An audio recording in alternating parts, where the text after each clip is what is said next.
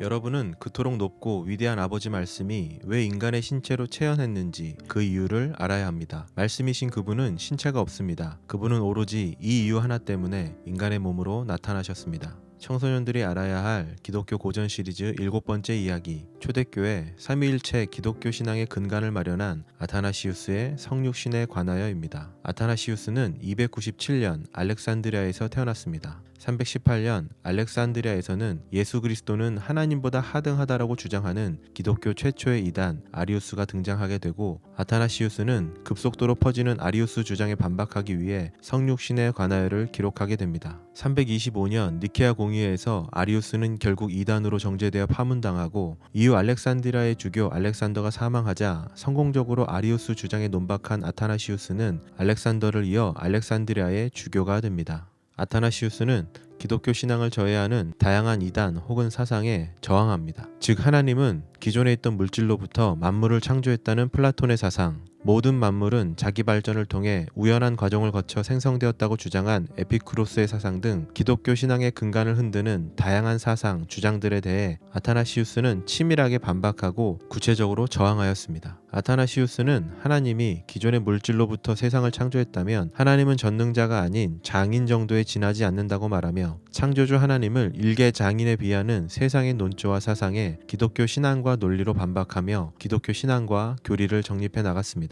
아타나시우스는 성육신에 관하여에서 예수 그리스도의 성육신을 하나님의 딜레마라고 정의합니다. 즉, 하나님의 딜레마란 하나님께서 창조하신 인간을 포함한 만물, 죄로 타락한 인간과 죄의 결과인 죽음의 상황 속에서 하나님께서는 그 죄의 고리를 끊어내기 위해 육체가 없고 부패하지 않으며 물질적이지 않은 하나님의 말씀이 우리 인간 세상에 들어왔다라고 말하며 예수 그리스도의 성육신을 하나님의 딜레마라고 정의하고 있습니다. 이와 같은 하나님의 결정에 대해 아타나시우스는 인류를 타락으로부터 구원하는 것은 인류를 만드신 하나님만의 고유한 역할이라고 말하며 예수 그리스도의 성육신에 대하여 정의하였습니다. 놀라운 사실은 하나님의 딜레마, 즉 예수 그리스도의 성육신을 통해 죄로 타락한 인간은 비로소 창조주에 대해 매우 구체적으로 알 수 있게 되었다는 것입니다. 아타나시우스는 인간 내면에 자리 잡은 인간의 본성은 피조물 혹은 땅의 것들 속에서 전능자를 찾는다고 말합니다. 그리고 우리가 알고 있듯이 인류 역사를 돌아보면 우리는 자연 만물을 우상으로 만들어 그 앞에 절하는 인간의 역사를 통해 아타나시우스가 말하는 지금도 인간 본성에 존재하는 전능자를 찾는 갈망을 보게 됩니다. 이러한 갈망으로 인해 예수 그리스도는 성육신을 통해 인간에게 오셨다라고 아타나시우스는 성육신에 관하여를 통해 우리에게 말해주고 있습니다. 그러나 예수 그리스도의 성육신의 목적은 죄로 타락한 인간의 구원을 위한 도구에 지나지 않기 때문에, 비록 하나님은 인간의 몸을 입고 이 땅에 오셨지만 인간의 몸에 제한되지 않는다라고 아타나시우스는 말하고 있습니다. 즉, 예수 그리스도는 인간과 동일하게 먹고 마셨지만 그와 함께 귀신을 쫓아내고 만물을 다스리며 병자를 치유하는 등 인간의 몸으로 하나님이 행하시는 일들을 몸소 보이셨다는 것입니다. 이와 같은 신인, 즉 예수 그리스도에 대해 아타나시우스는 성육신에 관하여에서 이렇게 이야기합니다. 말씀의 몸은 독특하게도 처녀의 몸속에서 형성되었지만 진정한 인간의 신체가 되고 따라서 유한하며 다른 신체들과 마찬가지로 죽음을 맞이하게 된다. 이렇게 하여 정반대되는 두 가지 경위가 동시에 발생한다. 모든 사람의 죽음이 주님의 몸 안에서 완성되었다. 그러나 그 안에는 말씀이 들어있기 때문에 죽음과 부패는 동일한 행동으로 완전히 철폐된다. 즉, 인간의 몸을 입고 성육신하신 하나님은 하나님의 말씀으로 완전한 인간으로 살아가셨고 인간과 동일한 죽음을 맞이하셨다는 것입니다. 그러나 그 안에 하나님의 말씀은 여전히 살아있기에 죄로 타락한 모든 인간의 죽음을 대신하셨고 모든 인간이 동일하게 마주할 죽음과 부패를 완전히 철폐하셨다는 것입니다. 이와 같은 예수 그리스도의 성육신 그리고 그의 죽음과 부활에 대해 아타나시우스는 이렇게 말합니다. 예수 그리스도의 십자가 죽음은 저주의 죽음을 극복한 것이며 십자가 위에서 두 팔을 벌려 죽으심은 유대인과 이방인들, 즉 예수 그리스도를 주로 고백하는 모든 자들을 구원하고자 하는 상징으로 볼 수 있다 라고 얘기합니다. 이것이 바로 아타나시우스가 수많은 이단과 세상의 사상으로부터 지키고 알리고 선포하기 원했던 예수 그리스도의 성육신의 이유, 복음인 것입니다. 너무 명료한 정의라고 생각합니다.